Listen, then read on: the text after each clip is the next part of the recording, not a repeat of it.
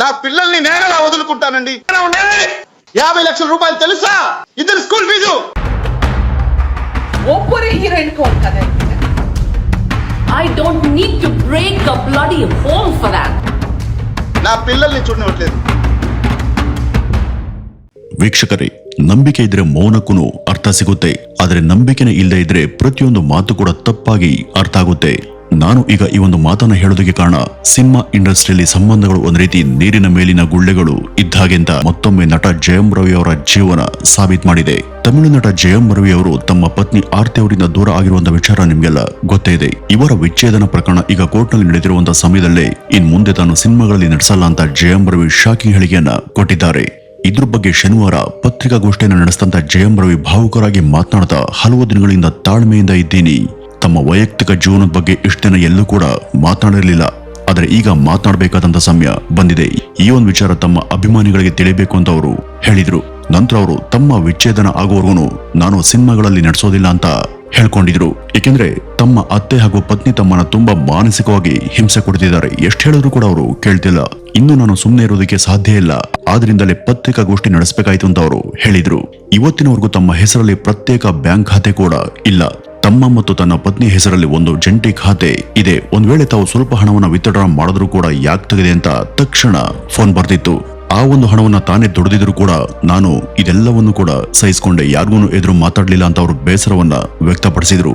ತನ್ನ ತಂದೆ ತಾಯಿ ಆ ಹುಡುಗಿಯನ್ನ ಮದುವೆ ಆಗ್ಬೇಡ ಅಂತ ಎಷ್ಟು ಬೇಡ್ಕೊಂಡಿದ್ರು. ಆದ್ರೆ ಅವ್ರ ಮಾತನ್ನ ನಾನು ಕೇಳದೆ ಪ್ರೀತಿಸಿ ಮದುವೆ ಆದೆ. ಅದರ ಪರಿಣಾಮವನ್ನ ಈಗ ನಾನು ಅನುಭವಿಸ್ತಿದ್ದೀನಿ ಅಂತ ಅವರು ಹೇಳ್ಕೊಂಡಿದ್ರು. ಇನ್ನೂ ಗಂಭೀರ ಆರೋಪವನ್ನ ಮಾಡಿರುವಂತ ಜಯಂ ರವಿ ಅವರು ಈ ಆರ್ತಿಯನ್ನ ಮದುವೆಯಾಗುವಂತೆ ತನ್ನ ಮೇಲೆ ಬ್ಲಾಕ್ ಮೇಲ್ ಮಾಡಲಾಗಿತ್ತು ಅಂತ ಅವರು ಹೇಳಿದ್ದಾರೆ.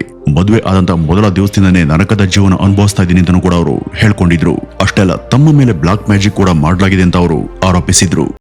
ಈಗ ಕೆಲವು PR ತಂಡಗಳನ್ನ ಬಳಸಿ ತನ್ನ ವಿರುದ್ಧ ಸೋಷಿಯಲ್ ಮೀಡಿಯಾದಲ್ಲಿ ಟ್ರೋಲಿಂಗ್ ಅನ್ನ ಮಾಡಲಾಗ್ತಿದೆ ಅಂತ ಅವರು ಹೇಳ್ಕೊಂಡಿದ್ರು. ಇನ್ನು ಇಡ್ಲಿ ನಟಿಂದ ಪರೋಕ್ಷವಾಗಿ ನಟಿ ಖುಷ್ಬು ಬಗ್ಗೆ ಮಾತನಾಡದಂತ ಅವರು, ನನ್ನ ಬಗ್ಗೆ ಮಾತನಾಡುವಂತ ಹಕ್ಕು ಅವ್ರಿಗೆ ಯಾರು ಕೊಟ್ರು ಅಂತ ಪ್ರಶ್ನೆ ಮಾಡಿದ್ರು. ಇನ್ನು ಮುಂದುವರೆದು ಮಾತನಾಡದಂತ ಜಯಂ ರವಿ, ನನ್ನ ಮಕ್ಕಳನ್ನ ನಾನು ನೋಡೋದಕ್ಕೆ ನನಗೆ ಯಾರು ಅವಕಾಶ ಮಾಡಿಕೊಡ್ತಿಲ್ಲ ಅಂತ ಅವರು ಭಾವುಕರಾದ್ರು. ನನ್ನ ಮಕ್ಕಳಿಂದ ನಾನು ಬದುಕೋದಿಕ್ಕೆ ಸಾಧ್ಯ ಇಲ್ಲ, ಅವ್ರಿಗೆ ಒಳ್ಳೆಯ ಭವಿಷ್ಯ ಬೇಕು ಅಂತ ಲಕ್ಷಾಂತರ ರೂಪಾಯಿಯನ್ನ ಖರ್ಚು ಮಾಡಿ ಓದಿಸ್ತಿದ್ದೀನಿ. ಆದ್ರೆ ಕೆಲವು PR ತಂಡಗಳು ಜಯಂ ರವಿಗೆ ಮಕ್ಕಳ ಮೇಲೆ ಪ್ರೀತಿ ಇಲ್ಲ ಅಂತ ಸಾಮಾಜಿಕ ಜಾಲತಾಣಗಳಲ್ಲಿ ಸುಳ್ಳು ಸುದ್ದಿಯನ್ನ ಹರಡ್ತಿದ್ದಾವೆ. ಇದು ತುಂಬಾ ನೋವು ಕೊಡುತ್ತೆ ಅಂತ ಅವರು ಹೇಳ್ಕೊಂಡಿದ್ದಾರೆ. ಅಷ್ಟೆಲ್ಲ, ಟ್ರೋಲಿಂಗ್ ಕಾರಣದಿಂದನೇ ತಮ್ಮ ಗರ್ಲ್ ಫ್ರೆಂಡ್ ಅನ್ನು ಕೂಡ ನಾನು ಕಳ್ಕೊಂಡೆ ಅಂತ ಅವರು ಹೇಳ್ಕೊಂಡಿದ್ದಾರೆ. ನನ್ನ ವೈಯಕ್ತಿಕ ಜೀವನದ ಸಮಸ್ಯೆಗಳು ಮುಗಿದ ನಂತರ ಮಾತ್ರ ನಾನು ಸಿನಿಮಾದಲ್ಲಿ ನಟಿಸ್ತೀನಿ, ಅಲ್ಲಿವರೆಗೂ ಸಿನಿಮಾಗಳಲ್ಲಿ ಕಾಣಿಸ್ಕೊಳ್ಳಲ್ಲ ಅಂತ ಹೇಳಿ ಅಭಿಮಾನಿಗಳಿಗೆ ದೊಡ್ಡ ಶಾಕ್ ಅನ್ನ ಕೊಟ್ಟಿದ್ದಾರೆ. ವೀಕ್ಷಕರೇ, ಈ ಜಯಂ ರವಿ ಅವರ ಮೂಲ ಹೆಸರು ರವಿ ಸೂರ್ಯ ಮೋಹನ್. 1980 ಸೆಪ್ಟೆಂಬರ್ 10ನೇ ತಾರೀಕು ತಮಿಳುನಾಡಿನ ಚೆನ್ನೈನಲ್ಲಿ ಜನಿಸ್ತಾರೆ. ಅವರ ತಂದೆ ಮೊಹಮ್ಮದ್ ಜಿನ್ನಾ ಅಬ್ದುಲ್ ಖಾದರ್ ಸಿನಿಮಾ ಕ್ಷೇತ್ರದಲ್ಲಿ ಎಡಿಟರ್ ಮೋಹನ್ ಅಂತಾನೆ ಖ್ಯಾತರಾಗಿದ್ರು. ಇನ್ನು ಇವರ ತಾಯಿ ವರಲಕ್ಷ್ಮಿ. ಇವ್ರಿಗೆ ರೋಜಾ ಅಂತ ಒಬ್ರು ಅಕ್ಕ ಇದ್ದಾರೆ, ಮತ್ತೆ ರಾಜ ಎಂಬ ಅಣ್ಣ ಕೂಡ ಇದ್ದಾರೆ. ಈ ಜಯಂ ರವಿ ಅವರ ತಂದೆ ಮೋಹನ್ ಅವರ ಜೀವನ ಸುಲಭದಿರಲಿಲ್ಲ.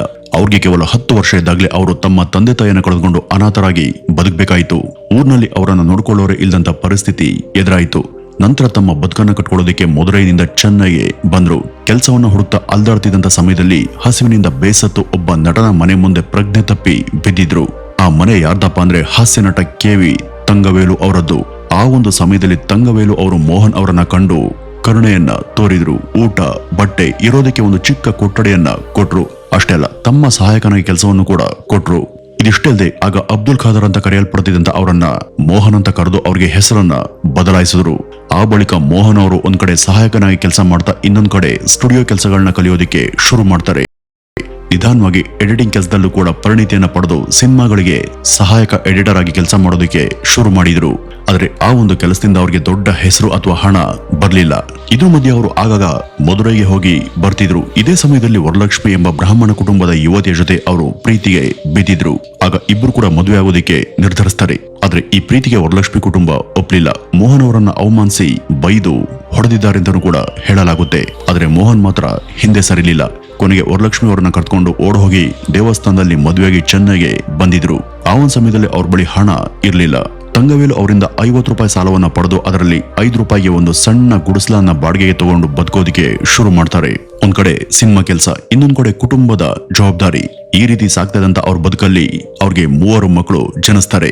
1973ರಲ್ಲಿ ರಾಜ, 1975ರಲ್ಲಿ ರೋಜಾ, 1980ರಲ್ಲಿ ರವಿ ಎಂಬ 3ನೇ ಮಗ ಜನಿಸ್ತಾರೆ.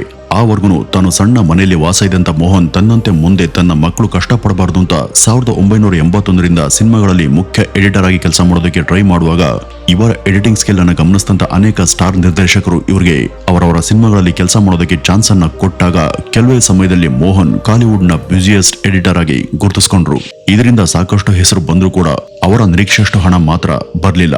ಹಾಗಾಗಿ ಆಗ ತೆಲುಗಿನಲ್ಲಿ ಹಿಟ್ ಆದಂತ ಕೆಲ ಚಿತ್ರಗಳ ತಮಿಳು ಡಬ್ಬಿಂಗ್ ರೈಟ್ಸ್ ಅನ್ನ ಖರೀದಿ ಮಾಡದಂತ ಅವರು ಅವುಗಳನ್ನ ರಿಲೀಸ್ ಮಾಡಿದ್ರು. ಈ ಒಂದು ಸಿನಿಮಾಗಳ ಮೂಲಕ ಉತ್ತಮ ಲಾಭ ಅವರ ಕೈ ಸೇರಿತು. ಇದರ ನಂತರ ಅವರು ತೆಲುಗು ಸಿನಿಮಾಗಳಲ್ಲಿ ಕೆಲವೊಂದಕ್ಕೆ ಕೋ ಪ್ರೊಡ್ಯೂಸರ್ ಆಗಿ ಕೂಡ ವ್ಯವಹರಿಸಿದ್ರು. ತೆಲುಗಿನಲ್ಲಿ ವಿನೋದ್ ಕುಮಾರ್, ದಾಸರಿ ನಾರಾಯಣ ರಾವ್ ತರಹ ನಟರು ನಟಿಸಿದಂತ ಮಾಮಗಾರು ಎಂಬ ಸಿನಿಮಾಗೆ ನಿರ್ಮಾಪಕರಾಗಿ ಇವರು ಹಣ ಹಾಕ್ದಾಗ ಆ ಮೂವಿ ರಿಲೀಸ್ ಆಗಿ ಸೂಪರ್ ಹಿಟ್ ಆಗುತ್ತೆ. ಅದರಿಂದ ಒಳ್ಳೆ ಲಾಭ ಇವರ ಕೈ ಸೇರ್ತು. ನಟ ಸುಮನ್ ರವರ ಜೊತೆ ಮೋಹನ್ಗೆ ಉತ್ತಮ ಪರಿಚಯ ಹಾಗೂ ಸ್ನೇಹ ಇರೋದ್ರಿಂದ ಮುಂದೆ ಬಾವ ಬಾಮರ್ದಿ ಎಂಬ ಚಿತ್ರಕ್ಕೂ ಇವರು ಹಣ ಹಾಕ್ತಾರೆ. ಇನ್ನು ಇದೇ ಸಿನಿಮಾದಲ್ಲಿ ತಮ್ಮ ಮಗ ರವಿಗೆ ಸುಮನ್ ರವರ ಸಣ್ಣ ವಯಸ್ಸಿನ ಬಾಲಕನ ಪಾತ್ರವನ್ನ ಕೊಟ್ಟಿದ್ರಿಂದ ಜಯಂ ರವಿ ಆಗ ಬಾಲ ನಟರಾಗಿ ತಮ್ಮ ಡೆಬ್ಯೂ ಅನ್ನ ಶುರು ಮಾಡ್ತಾರೆ. ಮುಂದೆ ನಟ ಚಿರಂಜೀವಿ ಹಾಗೂ ಮೊದಲಾದಂತ ಸ್ಟಾರ್ ನಟರ ಚಿತ್ರಗಳಿಗೆ ನಿರ್ಮಾಪಕರಾಗಿ ಹಾಗೇನೆ ಎಡಿಟರ್ ಆಗಿ ಕೂಡ ಕೆಲಸ ಮಾಡದಂತ ಮೋಹನ್ ಕೈ ತುಂಬಾ ಹಣವನ್ನ ಸಂಪಾದಿಸಿ ಅವರ ಆಸೆಯಂತೆ ಚೆನ್ನೈನಲ್ಲಿ ಒಂದು ಭವ್ಯ ಮನೆಯನ್ನ ಕಟ್ಟಿಸ್ತಾರೆ. ಇನ್ನು ಇವರ ಮಗ ಜಯಂ ರವಿ ಅವರ ಆರಂಭಿಕ ವಿದ್ಯಾಭ್ಯಾಸ ಎಲ್ಲ ಚೆನ್ನೈನಲ್ಲೇ ನೆರವೇರುತ್ತೆ. ಓದ್ನಲ್ಲಿ ಸರಾಸರಿ ವಿದ್ಯಾರ್ಥಿ ಮಾತ್ರ ಆಗಿದ್ದಂತ ಜಯಂ ರವಿಗೆ ತಾನೊಬ್ಬ ಕ್ರಿಕೆಟರ್ ಆಗ್ಬೇಕು ಅಂತ ಕನಸಿತ್ತು. ಇವರ ಅಕ್ಕ ಉತ್ತಮ ಕ್ಲಾಸಿಕಲ್ ಡ್ಯಾನ್ಸರ್ ಆಗಿದ್ರಿಂದ ಜಯಂ ರವಿ ಕೂಡ 7 ವರ್ಷ ಕ್ಲಾಸಿಕಲ್ ಡ್ಯಾನ್ಸ್ ಅಭ್ಯಾಸವನ್ನ ಮಾಡಿದ್ರು. ತಮ್ಮ ತಂದೆ ರೀತಿನೇ ಸಿನಿಮಾ ಕ್ಷೇತ್ರದಲ್ಲಿ ಒಬ್ಬ ಟೆಕ್ನಿಷಿಯನ್ಸ್ ಆಗ್ಬೇಕು ಅಂತ ಅನ್ಕೊಂಡಂತ ರವಿ ಅವರು ಲೋಯಾಲಾ ಕಾಲೇಜ್ನಲ್ಲಿ ವಿಜುವಲ್ ಕಮ್ಯುನಿಕೇಶನ್ ಕೋರ್ಸ್ಗೆ ಜಾಯ್ನ್ ಆಗ್ತಾರೆ. ಆ ಒಂದು ಟೈಮ್ನಲ್ಲಿ ತಮಿಳಿನ ಹಿಟ್ ಚಿತ್ರವೊಂದನ್ನ ತೆಲುಗಿನಲ್ಲಿ ಹನುಮಾನ್ ಜಂಕ್ಷನ್ ಎಂಬ ಹೆಸರಿನೊಂದಿಗೆ ಮೋಹನ್ ರವರ ಹಿರಿಮಗ ರಾಜ ನಿರ್ದೇಶನ ಮಾಡ್ತಾರೆ ಹಾಗೂ ಅದಕ್ಕೆ ಮೋಹನ್ ದಂಪತಿನೇ ನಿರ್ಮಾಪಕರಾಗಿದ್ರು. ಈ ಒಂದು ಚಿತ್ರದ ಮೂಲಕ ಇವರ ದೊಡ್ಡ ಮಗ ರಾಜ ನಿರ್ದೇಶನಕ್ಕೆ ಎಂಟ್ರಿಯನ್ನ ಕೊಡುವಂತಾಯಿತು. ಇನ್ನು ರವಿಯನ್ನು ಕೂಡ ಹೀರೋ ಆಗಿ ಲಾಂಚ್ ಮಾಡಬೇಕು ಅಂತ ಯೋಚಿಸ್ತಿರುವಾಗಲೇ 2001ರಲ್ಲಿ ಹಿಟ್ ಆಗಿದ್ದಂತ ತೆಲುಗಿನ ಜಯಂ ಚಿತ್ರದ ತಮಿಳಿನ ರೀಮೇಕ್ ಹಕ್ಕನ್ನ ಖರೀದಿ ಮಾಡಿ ಇದಕ್ಕೆ ರವಿ ಹೀರೋ ಆಗಿ ದೊಡ್ಡ ಮಗ ರಾಜ ಡೈರೆಕ್ಟರ್ ಆಗಿ 3 ಕೋಟಿ ರೂಪಾಯಿಗಳ ಬಜೆಟ್ ನಲ್ಲಿ ಇದನ್ನ ತಮಿಳಿನಲ್ಲಿ ನಿರ್ಮಾಣ ಮಾಡಿದಾಗ ಆ ಚಿತ್ರ ಆ ಕಾಲಕ್ಕೆ ಸುಮಾರು 25 ಕೋಟಿ ರೂಪಾಯಿಗಳನ್ನ ಬಾಚಿಕೊಳ್ಳುತ್ತೆ. ಯಾವಾಗ ಈ ಒಂದು ಸಿನಿಮಾ ಯಶಸ್ವಿ ಆಯ್ತೋ ಈ ಒಂದು ಚಿತ್ರದಿಂದಲೇ ಅವರಿಗೆ ಜಯಂ ರವಿ ಎಂಬ ಹೆಸರು ಇಂಡಸ್ಟ್ರಿಯಲ್ಲಿ ರೂಢಿಗೆ ಬಂತು. ಇದರ ನಂತರ ಮುಂದೆ ಅವರು ಹಲವು ವರ್ಷಗಳವರೆಗೂ ತೆಲುಗಿನಲ್ಲಿ ಹಿಟ್ ಆದಂತ ಅನೇಕ ಚಿತ್ರಗಳನ್ನ ಸಾಲು ಸಾಲಾಗಿ ರೀಮೇಕ್ ಮಾಡ್ತಾ ಹೋದ್ರು. ಅವೆಲ್ಲವೂ ಕೂಡ ಹಿಟ್ ಆದ್ವು. ಈ ರೀತಿ ತಮಿಳಿನಲ್ಲಿ ಅವರು ಹೊಸ ಯಶಸ್ವಿ ನಾಯಕನಾಗಿ ಜಯಂ ರವಿ ಗುರುತಿಸಿಕೊಳ್ತಿರುವಾಗಲೇ ಅವರ ತಂದೆ ತಾಯಿ ಅವರಿಗೆ ಮದುವೆ ಮಾಡೋದಕ್ಕೆ ನಿರ್ಧರಿಸ್ತಾರೆ. ಆದರೆ ರವಿ ಅದಾಗಲೇ ತನ್ನ ಕಾಲೇಜ್ ಮೇಟ್ ಆಗಿದ್ದಂತ ಆರ್ತಿ ಅವರನ್ನ 5 ವರ್ಷದಿಂದ ಪ್ರೀತಿಸ್ತಾ ಇದ್ರು ಹಾಗೂ ಮದುವೆ ಆದ್ರೆ ಅವರನ್ನೇ ಮದುವೆ ಆಗ್ತೀನಿ ಅಂತ ತಂದೆ ಮೋಹನ್ಗೆ ಹೇಳಿದ್ರಿಂದ ಅವರು ಆ ಆರ್ತಿ ಕುಟುಂಬದ ಹಿನ್ನೆಲೆ ಬಗ್ಗೆ ವಿಚಾರಣೆ ಮಾಡೋದಕ್ಕೆ ಮುಂದಾಗ್ತಾರೆ. ಈ ಒಂದು ಮದುವೆ ಜಯಂ ರವಿಯವರ ಮನೆಯವರಿಗೆ ಒಪ್ಪಿಗೆ ಇರಲಿಲ್ಲ. ಆದ್ರೆ ಆರ್ತಿ ಅವರ ಮನೆಯವರು ಇದಕ್ಕೆ ಒಪ್ಪಿ 2009ರಲ್ಲಿ ಗ್ರಾಂಡ್ ಆಗೇನೆ ಆರ್ತಿ ಹಾಗೂ ರವಿಯವರ ಮದುವೆಯನ್ನ ಮಾಡ್ತಾರೆ. ಇದಾದ ನಂತರ ರವಿ ಅವರ ಜೊತೆ ತಂದೆ ಮೋಹನ್ ಮಾತನಾಡೋದನ್ನೇ ನಿಲ್ಲಿಸಿದ್ರು. ರೀಮೇಕ್ ಚಿತ್ರಗಳಿಂದ ಹೆಸರು ಮಾಡದಂತ ರವಿ 2010ರ ನಂತರ ರೀಮೇಕ್ ಚಿತ್ರಗಳನ್ನ ಕೈಬಿಟ್ಟಿದ್ರು. ಆದ್ರೆ ಅದಾದ್ಮೇಲೆ ಅವರು ಮಾಡದಂತ ಎಷ್ಟೋ ಸಿನಿಮಾಗಳು ಓಡ್ಲಿಲ್ಲ. 2010ರಿಂದ 15ರ ನಡುವೆ ಅವರು ಮಾಡದಂತ ಬಹುತೇಕ ಚಿತ್ರಗಳು ಸೋತ್ವು. 2015ರಲ್ಲಿ ಬಂದಂತ ಅವರ ತನಿ ಒರ್ವನ್ ಚಿತ್ರ ಸಕ್ಸಸ್ ಆಗಿತ್ತು. ಇದರ ನಂತರ ಇವರ ಅತ್ತೆ ಸುಜಾತ ರವಿಯವರ ಒಂದು ಚಿತ್ರವನ್ನ ನಿರ್ಮಾಣ ಮಾಡ್ತಾರೆ. ಆದ್ರೆ ಅದು ಫ್ಲಾಪ್ ಆಗುತ್ತೆ. ಇದರ ನಂತರ ಅವರ ನಟನೆಯ ಭೂಮಿ ಎಂಬ ಚಿತ್ರ ಬಿಡುಗಡೆ ಕಂಡು ಅದು ಅವರೇಜ್ ಹಿಟ್ ಅನ್ನ ಸಾಧಿಸಿತು. ನಂತರ ಬಂದಂತ ಸೈರನ್ ಚಿತ್ರ ಅತ್ಯಂತ ಕಳಪೆ ಚಿತ್ರ ಎಂಬ ಅಪಖ್ಯಾತಿಯನ್ನ ಪಡಿತು. ಈ ಒಂದು ಚಿತ್ರದಿಂದ ಹೋದಂತ ಹಣವನ್ನ ಹೇಗಾದ್ರೂ ಮಾಡಿ ರಿಕವರ್ ಮಾಡಬೇಕು ಅಂತ ಯೋಚಿಸಿದಂತ ಅವರ ಅತ್ತೆ ಸುಜಾತ ಪಾಂಡ್ಯರಾಜ್ ಜೊತೆ ಸೇರಿ ಒಂದು ಸಿನಿಮಾ ಮಾಡುವಂತ ಉದ್ದೇಶದಿಂದ ಅವರಿಗೆ ಅಡ್ವಾನ್ಸ್ ಹಣವನ್ನು ಕೊಟ್ಟು ಜಯಂ ರವಿ ಅವರನ್ನ ಕೇಳಿದಾಗ ಅವರು ಆ ಒಂದು ಸಿನಿಮಾದಲ್ಲಿ ನಟಿಸೋದಕ್ಕೆ 30 ಕೋಟಿ ರೂಪಾಯಿಗಳ ಹಣದ ಬೇಡಿಕೆನ ಇಟ್ಟಾಗ ರವಿ ಅವರನ್ನ ಅವಮಾನಿಸಿದಂತ ಅವರ ಅತ್ತೆ ನಿರಂತರವಾಗಿ ಒಂದು ಹಿಟ್ ಚಿತ್ರವನ್ನ ಕೊಡದಂತ ನಿನಗೆ ಯಾರ್ ತಾನೇ ಅಷ್ಟು ಹಣ ಕೊಡ್ತಾರೆ, ಈಗಾಗಲೇ ನಿನ್ನಿಂದಾಗಿ ಸಾಕಷ್ಟು ಅವಮಾನ ಹಾಗೂ ನಷ್ಟ ಆಗಿದೆ, ಅದೆಲ್ಲ ರಿಕವರ್ ಆಗ್ಬೇಕು ಅಂದ್ರೆ ನೀನು ಕೊಟ್ಟಷ್ಟು ಹಣವನ್ನ ತಗೊಂಡು ಆ ಚಿತ್ರ ಮಾಡ್ಲೇಬೇಕು ಅಂತ ಮೊದಲಿಸ್ತಾರೆ. ಇಲ್ಲಿಂದ ಇದೇ ವಿಷಯವಾಗಿ ಅವ್ರಿಗೂ ಮತ್ತು ಅವರ ಅತ್ತೆ ನಡುವೆ ಮನಸ್ತಾಪ ಶುರುವಾಗುತ್ತೆ. ಇದರಿಂದ ಹೈರಾಣದಂತ ರವಿ ತಮ್ಮ ಪತ್ನಿ ಆರ್ತಿ ಅವರಿಗೆ ಮನೆಯಿಂದ ಹೊರಗಡೆ ಬಂದು ತನ್ನ ಜೊತೆ ಇರೋದಕ್ಕೆ ಕೇಳ್ಕೊಂಡಾಗ ತಾನು ತನ್ನ ಪೋಷಕರನ್ನ ಬಿಟ್ಟು ಬರಲ್ಲ, ನೀವು ಮದುವೆಗೂ ಮುಂಚೆ ಮನೆ ಅಳಿಯನಾಗಿ ಇರ್ತೀನಿ ಅಂತ ಒಪ್ಕೊಂಡು ಈಗ ಈ ರೀತಿ ಹೇಳಿದ್ರೆ ಹೇಗೆ ಅಂತ ಕಿರಿಕಿರಿಯನ್ನ ಮಾಡ್ತಾರೆ. ಇದರಿಂದ ಬೇಸದಂತ ರವಿ ಆರ್ತಿ ಅವರನ್ನ ಬಿಟ್ಟು ತನ್ನ ಹೆತ್ತವ್ರ ಜೊತೆ ಇರೋದಕ್ಕೆ ಶುರು ಮಾಡ್ತಾರೆ. ಆ ಕಡೆ ಆರ್ತಿ ನಟ ಧನುಷ್ ಅವ್ರ ಜೊತೆ ಸೇರಿ ಪಾರ್ಟಿ ಅದು ಇದು ಅಂತ ಸುತ್ತಾಡ್ತಾ ಅವ್ರಿಗೆ ಹತ್ರ ಆಗೋದಕ್ಕೆ ಟ್ರೈ ಮಾಡಿದ್ದು ಕೂಡ ರವಿಗೆ ಇಷ್ಟ ಆಗ್ಲಿಲ್ಲ. ಒಂದ್ಸಲ ಇದೇ ಕಾರಣಕ್ಕಾಗಿ ರಸ್ತೆಯಲ್ಲಿ ಹೋಗ್ತಾ ಇದ್ದಂತ ಧನುಷ್ ಅವರ ಕಾರನ್ನ ನಿಲ್ಲಿಸಿದಂತ ರವಿ ಅಲ್ಲಿಯೇ ಜಗಳ ಮಾಡಿದ್ದು ಕೂಡ ಆಗ ಸಾಕಷ್ಟು ಸುದ್ದಿಯಾಗಿತ್ತು. ಇದಾದ ನಂತರ ಪತ್ನಿಯ ಮೇಲಿನ ಕೋಪದಿಂದಾಗಿನೇ ರವಿ ಸಿಂಗರ್ ಆದಂತ ಕೆನಿಷಾ ಅವರನ್ನ ಒಂದು ಪಾರ್ಟಿಯಲ್ಲಿ ಮೀಟ್ ಆಗಿ ಅವ್ರ ಜೊತೆ ಡೇಟಿಂಗ್ ಅನ್ನ ಶುರು ಮಾಡ್ತಾರೆ. ಇವರಿಬ್ರು ಕೂಡ ಒಂದೇ ಮನೆಯಲ್ಲಿ ಒಟ್ಟಿಗೆ ಇರೋದಕ್ಕೆ ಶುರು ಮಾಡಿದಾಗ ಈ ಒಂದು ವಿಷಯ ಗೊತ್ತಾದಂತ ಅವ್ರ ಪತ್ನಿ ಸೋಷಿಯಲ್ ಮೀಡಿಯಾದಲ್ಲಿ ಇದ್ದಂತ ತನ್ನ ಹಾಗೂ ರವಿಯ ಎಲ್ಲಾ ಪೋಸ್ಟ್ ಹಾಗೂ ವಿಡಿಯೋಗಳನ್ನ ಡಿಲೀಟ್ ಮಾಡ್ತಾರೆ. ಈ ಮೂಲಕ ಇವರಿಬ್ಬರ 15 ವರ್ಷದ ದಾಂಪತ್ಯ ಡಿವೋರ್ಸ್ ಹೆಸರಲ್ಲಿ ಕೋರ್ಟ್ ಮೆಟ್ಲನ್ನ ಏರುತ್ತೆ. ಇದಾದ ನಂತರ ಈ ಕಡೆ ಇವರ 3 ವರ್ಷದ ಗೆಳತಿ ಕೂಡ ಮದುವೆಗೆ ಒಪ್ತೆ ತಾನು ಈ ಒಂದು ಸಂಬಂಧದಿಂದ ದೂರ ಆಗ್ತಾ ಇದ್ದೀನಿ ಅಂತ ತೀರಾ ಇತ್ತೀಚೆಗೆ ಒಂದು ಪೋಸ್ಟ್ ಅನ್ನ ಹಾಕಿದ್ರು.